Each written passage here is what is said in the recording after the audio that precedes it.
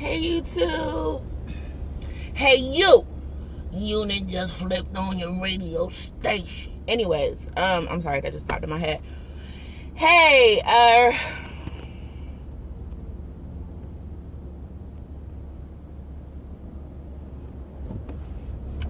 so I'm here to talk about 90 Day Fiance.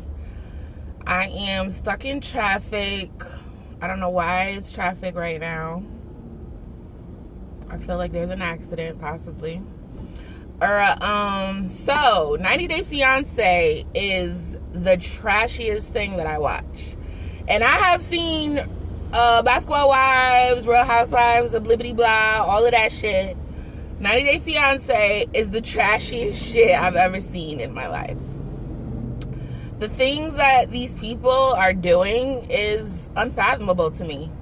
But I just wanted to talk for a little bit about the last episode because I was thinking about doing a review for this, but so many people are doing reviews. That's how I got put onto the show, from watching other people's reviews. Anyways, so I'm not, oh damn, they got a whole fire truck blocking off this lane. So I'm not doing a review. I'm just giving my thoughts on all the couples, because I'm not going to be making this a habit. Honestly, I just don't have the determination to be a successful YouTuber. To make your videos really good, it's like you got to put the time into editing them bitches, and that shit takes a lot. But anyways, that's why I'm like, boom, let me just use this little YouTube camera, because I don't feel like that's not what this video is about. Okay, so first, I don't even know who's worse. I was about to say, let me start with the worst couple. I don't know who's worse. They are all tied at number 1 for the worst couples. Oh shit, what's going on here? I shouldn't be. Oh god. Okay, I'm gonna do this real quick. Look what's going on. Okay. Oh my god, you saw the dust on my console. Oh no. Okay, there's a car smashed in the rear. Oh, badly smashed in the rear. A car badly smashed in the front. Okay, but the car smashed in the front. Oh, then the driver's door is off. The driver's door is off on the car that clearly smashed this car in the back on the side. Anyways, did he fight with the Hulk? Maybe, damn,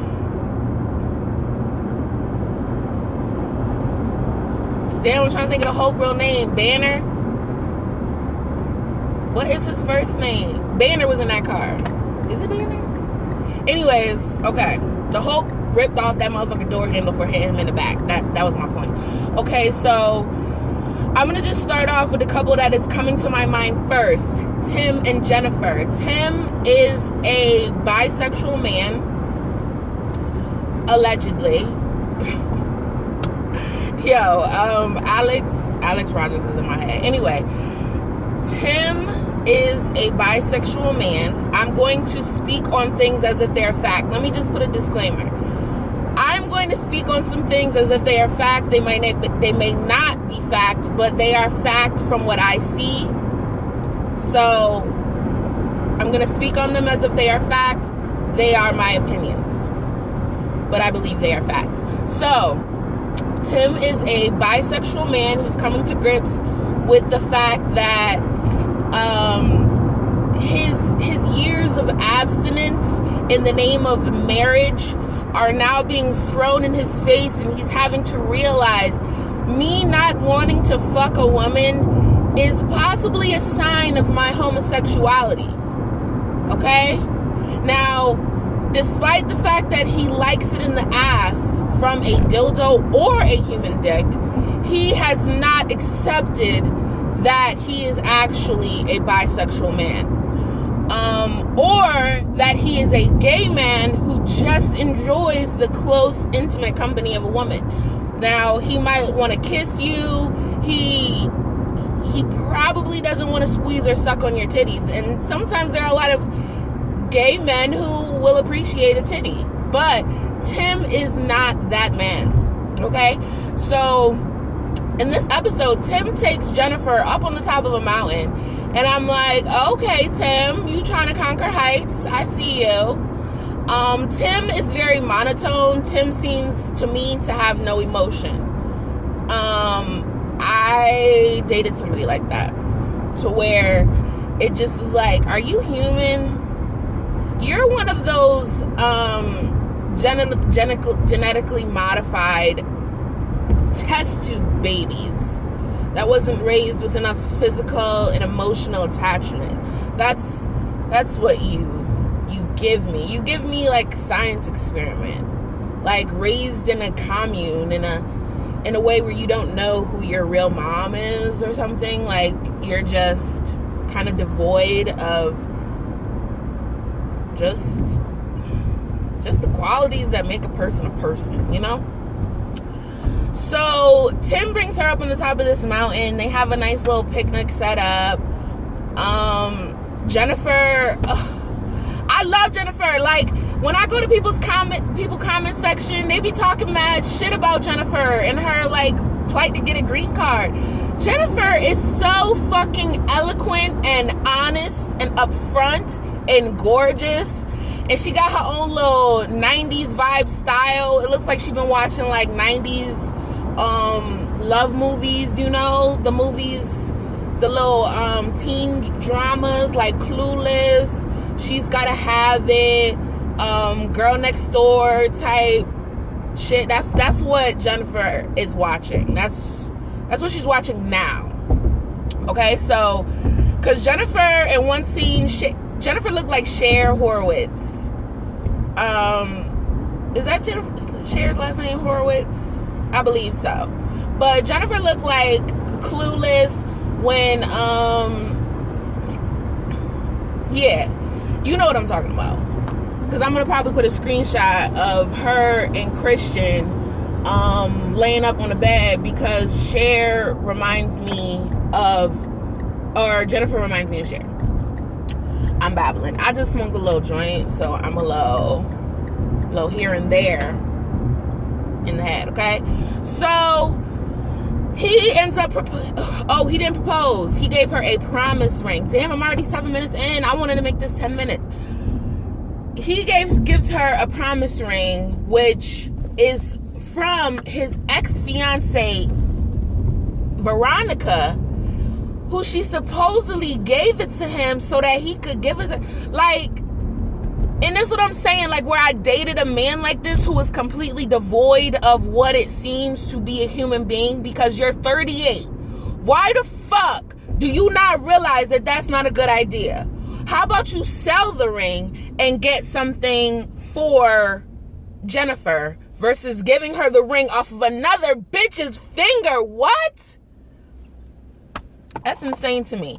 So he gives her this ring. She's all excited. She's not really here for it, because he says it's a promise ring. She like, what's that? Like, I didn't even know these things exist. Like, a promise ring. Like, I know we fighting, but shit, don't get me with this garbage, you know? It's ella basura. See, you know? Anyways. So, he gives her this ring. Then we cut to them at a little spa. She asks him if he's gay. He says, oh no, it's not that he said, oh my God. He said, it's not that I'm gay. Did he say it's not that I'm gay? Because that sounds like, it's not because I'm gay that I don't want to have sex with you. It's because I'm bi and I don't want to tell you. Because I also did, like, Tim is a combination of these two dudes I dated. And yes, they are white. Oh, yes. And, oh my God, they live in their heads. Like, a thought could fuck up a hard-on. It was a very, difficult situation sometimes. Is this, oh my God, I know where to park in this motherfucker. It was a very difficult situation at times, but, it was like, it is what it is.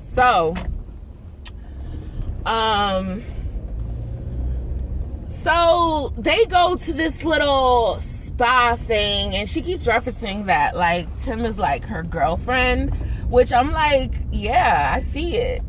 And if that's your deal, then that would be okay. That would be cool, because there's a lot of women who enjoy boo-fooing her man.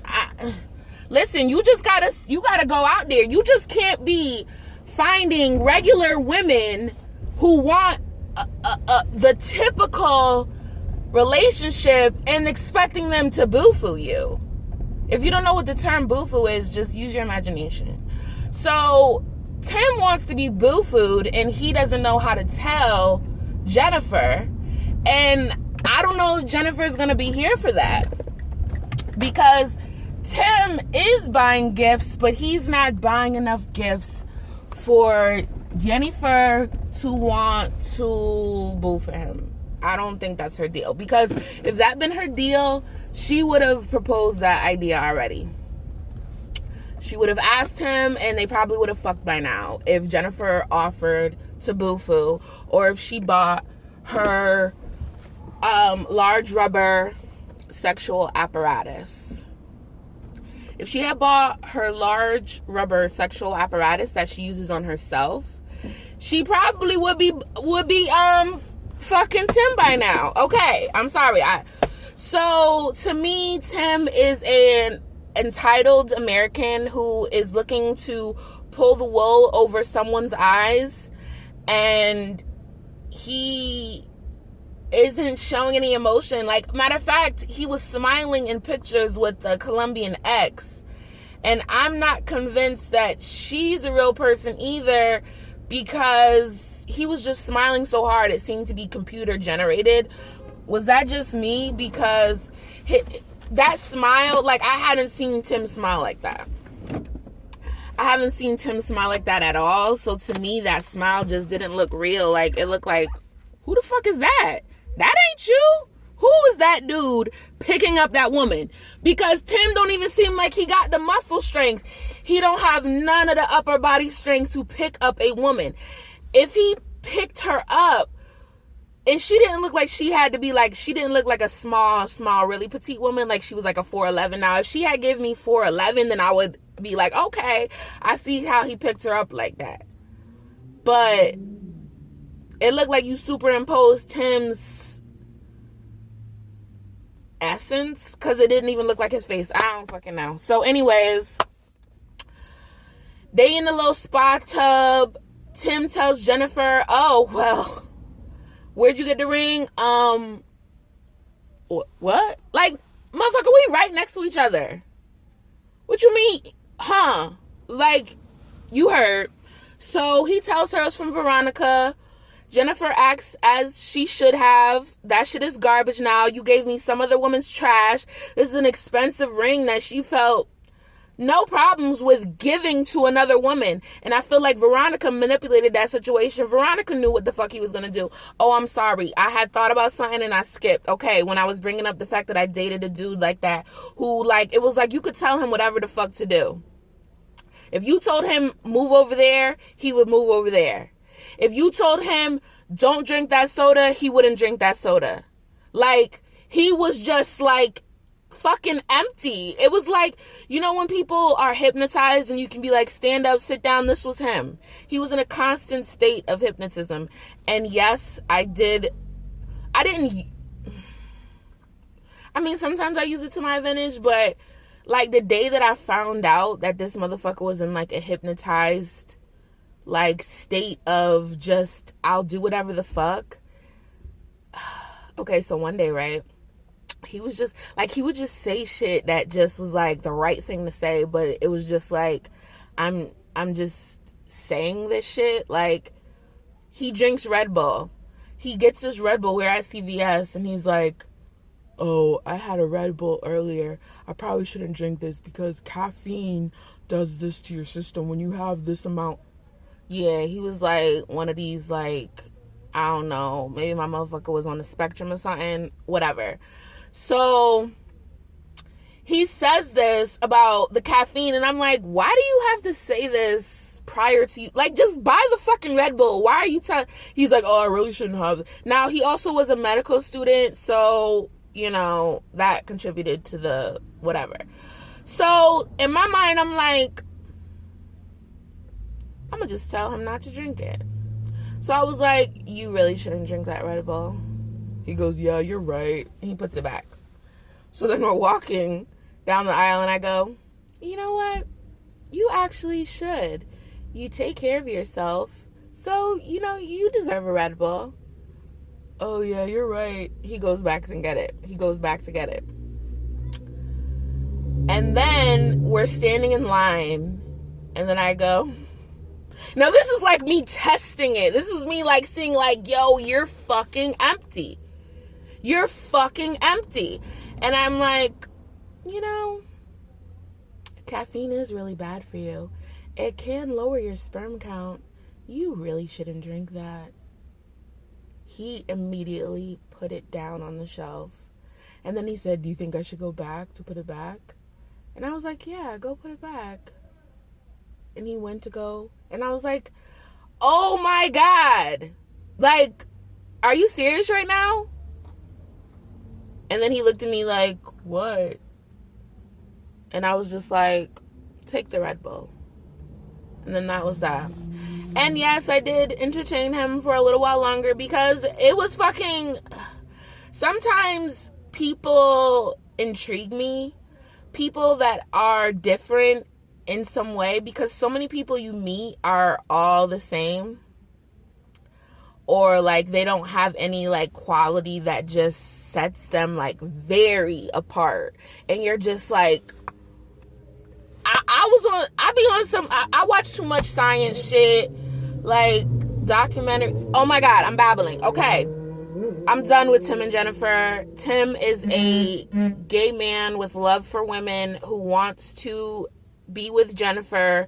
Jennifer just needs to get a large rubber pleasure apparatus so that she can pleasure her man and whatever.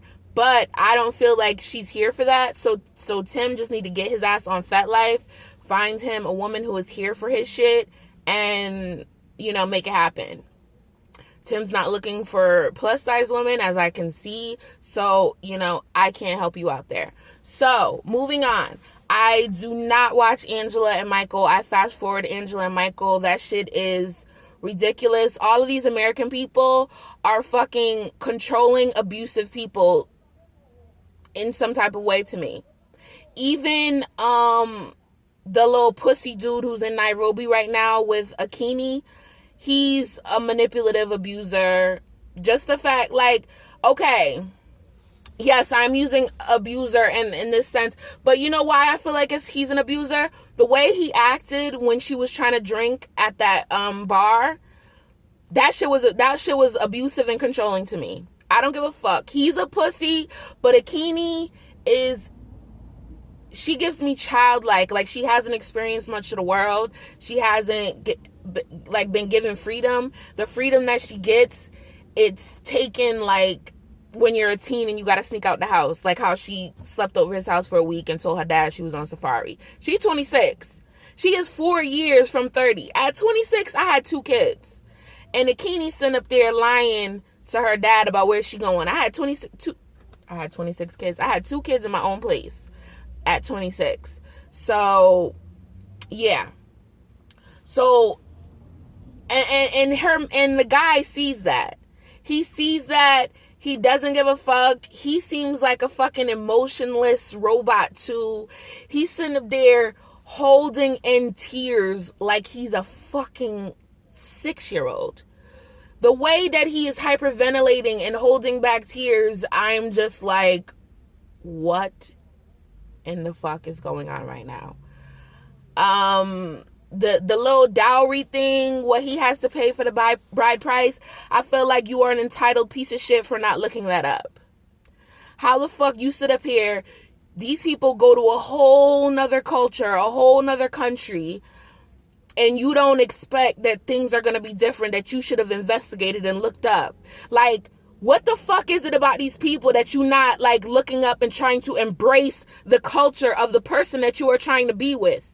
They are so focused on that person embracing the culture. So yeah, fuck him. I forwarded through a lot of Akini and that other dude's shit. It's very awkward to watch. They got an awkward ass connection. Shit is weird as fuck to me. And that's all I'm gonna say. I also fast forward homegirl with the homegirl that's 19 and she's trying to move to Syria. She is just rebelling for the purpose of rebelling. It's really crazy to me. And I feel like her mom is just gonna help get that guy there just so her daughter doesn't have to leave. And that shit is weird to me. That girl she's trying to like, it's weird because it seems like she was like sheltered, but at the same time she's rebelling so hard and she's doing it like she don't give a fuck. Like the fact that she left her cell phone at home when they left to go in the airport, I was like, did he tell her to do that? Is this bitch about to go over there and disappear? Because I feel like if not for the camera crew, or if not for her mom going to, that bitch would have went over there and disappeared. And the mom would have had to hear from her on a little burner phone. Anyways, who else is giving me the cringe? The cringe. Darcy and Tom. Darcy is the most broken person I have seen on television. Darcy has depression, anxiety, and she doesn't even realize it. Darcy, baby. Oh, Darcy. And I don't know, people are shitting on Darcy and Tom, but low-key, I want Darcy to be with Tom. I want Tom to just give Darcy. Tom needs to be dominant with Darcy. If Tom could just get in there and train her properly, and it has to be an open training. Like Tom and Darcy need to get down with BDSM. Like maybe not. I don't want to say BDSM necessarily, but like in the lifestyle where you have roles, Darcy is submissive. If Darcy would take like some submissive training and just because she loves him so much, and not in a way where he fucks other people, but she just doesn't question so much, and he expresses to her like, I'm the king of this shit. You're mine. I love you. You're not going anywhere. Now accept this and stop crying all the fucking time. If he had just laid down the law like that, because Tom is so matter of fact, but he doesn't know how to reassure her in a matter of fact way that is also like loving and like you're mine. Because if you had that Dom type training, you could do that. Because Tom isn't like a lovey-dovey type, but if you're not lovey-dovey, you can be affectionate and you can give her those type of reassurances and commands without that lovey-dovey like way of talking. He can be lovey-dovey affection-wise, but the way that he talks is not that way. So I love his sister. People is talking mad shit about his sister and her partner, her boo. And and it's funny that they're calling it partner, like they're not saying her boyfriend or fiance or whatever, because I'm like, okay, is that because they're in England and they use the term partner? But whatever. But I'm really here for it. She doing a big girl. She is doing that big girl confidence shit that I love. Like, she is not giving a fuck. She loves her man, her boo, her, them, they, their, or whatever they are. She out here salsa-ing like she was doing her salsa shit. She, with her big body, not giving a fuck. And there was an episode where she had like, it looked like she had an extreme amount of blush, but I think she just turns red. Like she might have like a case of rosacea or something. I don't think that was makeup. I think she just has really rosy cheeks because later on it wasn't there, and at the salsa vibe she wasn't there. Because to me, the way she is, like if that's her makeup routine, she ain't changing that shit for the cameras. So I figure, because you know some people do their makeup the same way all the time, and if she do her cheeks that red, then that's her deal. So she didn't have cheeks like that another time, so I feel like she was more comfortable at the salsa thing and when she ate dinner with him, so she wasn't like so rosy in the cheeks. So anyways, I'm really loving Tom's sister. That fucking blunt ass conversation that she gave Darcy, oh my god, me and Tom's sister, that would be my girl. And let me not, because, well, yeah, because I was about to say, I don't be fucking with nobody, I don't be talking about, but that because, what did I just say? Sometimes I talk so fast that my words are like rumbling or merging together, and it sounds like I said something in another language. Okay. So, I know this is the case with a lot of people, to where, you know, you live in a small area, you feel like there's nobody like you. That's how I feel, like, in my town. Like, I feel like I don't know anybody that's like me. Just my open-mindedness, my exhibitionist qualities in some ways, my acceptance of, like, so many types of people. It's just, like, it's hard to find, like, friends and lovers that are that way. So, yeah, I was just feeling her honest vibe, how, you know, she sat down with Darcy, and I believe she really does like her. I think she really likes her. And I think she does see that she really cares for Tom in a genuine way.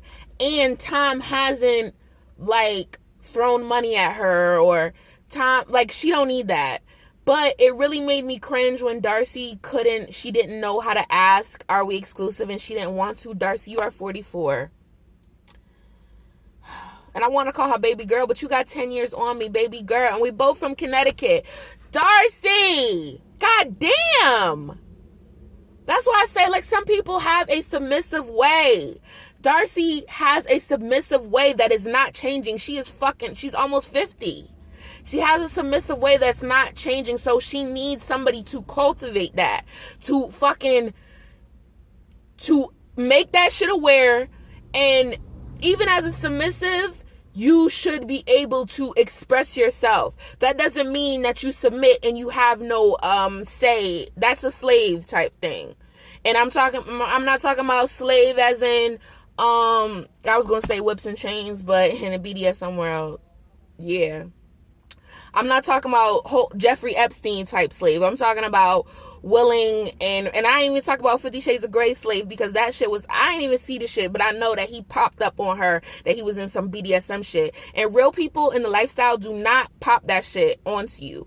They come up, they put it up front, and they have an open and honest conversation, and consent to a person that's really in the lifestyle is very important. Anyways, oh my God, I gotta get out this car. It is burning up. And I'm supposed to be meeting my family right now, and I'm taking forever. So let me get out this motherfucking car, because they probably like, Simone, she always late. Yes, I am. Oh, am I supposed to be able to park here? I think so. Fucking charger. And why are these motherfuckers looking at me like that? So yeah, what's another couple? Oh, that's too close. Too close. I need to take this crochet out. Anyways, okay. Who is another couple? I'm gonna forget to talk about somebody.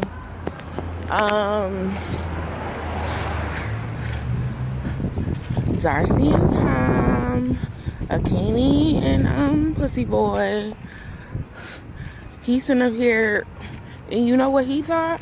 He thought because he was coming to Africa and they had the dirt roads that he wasn't gonna have to, you know, show anything. You sitting up here using public transportation, you expect for these people to, ooh, okay, they done changed up the door. You expect for these people to, give up their daughter to you? Hello. How you doing? Good, how are you? All right. Without, oh my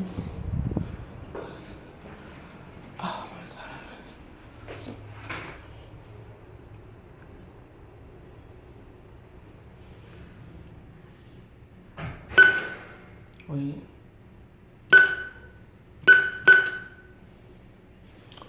Somebody gonna come out. Like, they not about to give up their daughter to you. You sitting up here, bro. Ooh, this lighting is horrible. Oh, okay. And who wanna do that? Nobody. Nobody wants to, Because Akini is probably working for the family, making money. So that's why you got to give them that bride price, because the help that they are losing from having their oldest daughter leave, you about to make up for that. You about to send her across the country. You ain't even like you going down the street. Everybody else's daughter taking weekend trips over there to help mama. You gonna need and then clearly you ain't gonna be able to afford no plane ticket if something happened to mama or daddy. Daddy over here looking like Candyman, scaring the shit out of me. Is that the dad? Is that the dad or the preacher?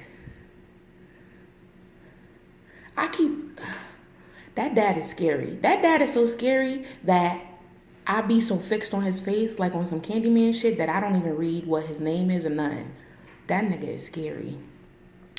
But that's it. I done talked for 30 minutes and I've been babbling and I made Zaid and Rebecca. Oh my God. Let me say this real quick about Zaid and Rebecca. Oh shit. This is this motherfucker that I used to work with. Oh, can you open it? She ain't gonna open it for me, little white bitch. This dude I used to work with at this pharmacy.